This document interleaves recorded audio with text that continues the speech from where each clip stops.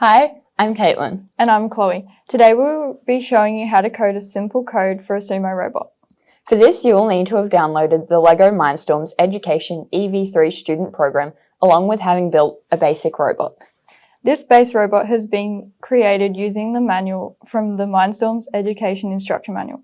It has a color sensor and an ultrasonic sensor. As you can see here, we've logged into the Lego Mindstorms Education EV3 Student Edition. To create a new project, you will want to click the plus icon in the top left corner. Go ahead and do that now. As you can see, down the bottom, we've got the different sections for codes. Each section has a different purpose. Today, we will only be using the green and orange sections. In the bottom right corner, we have where you can connect your robot via Bluetooth, which we will be doing today. And once it's plugged in, you'll be able to see all of the different ports every motor and sensor is plugged into. So, what are we doing today, Chloe? We're going to create a program for our EV3 robot. The first thing it is going to do is spin around. Why does it do that? Because it has to find its opponent. And when it does, using the ultrasonic sensors, it's going to charge towards the opponent. It's going to keep charging until it sees a white line using the color sensor, and when it sees the white line, it's going to reverse and then start the process again. So to start off, we're going to put in a wait timer. This is from the orange section. Why do we do this, Caitlin?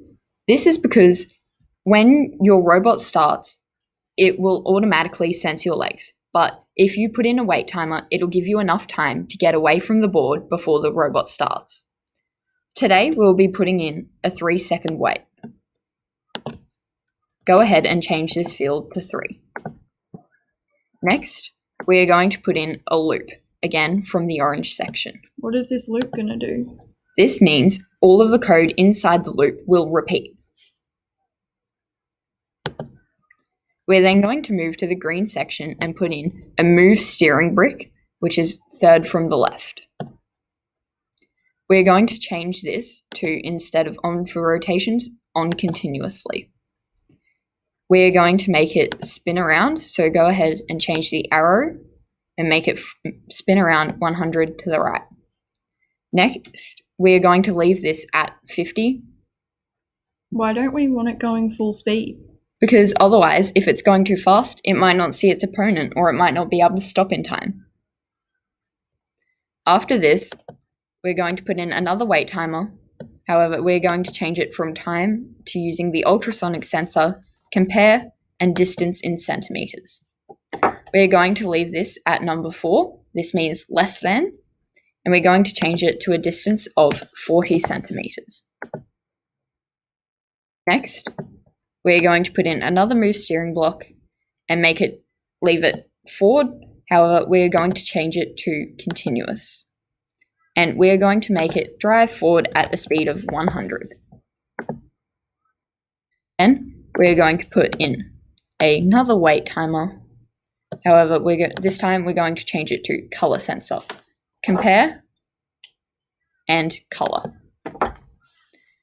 This time we're going to change it from red to white, so we want number 6 and not anything else. Why do we change it to white? This is because the black board has a white ring around it, so this code will make it drive forward until it sees something white.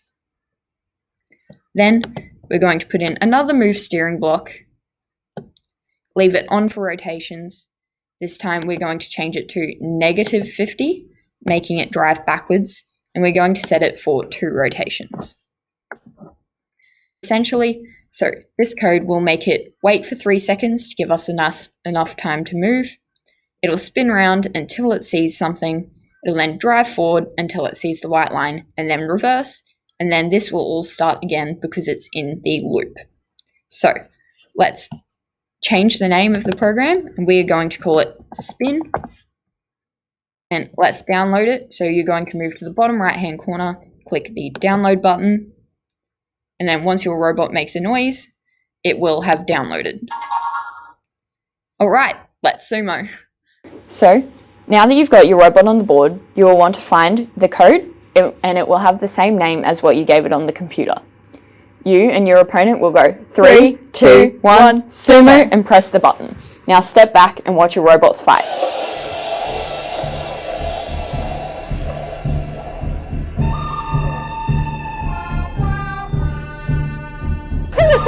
Oh, there we go.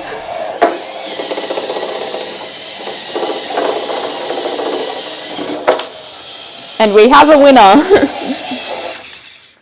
So today we showed you how to make a basic code for your first Sumo robot.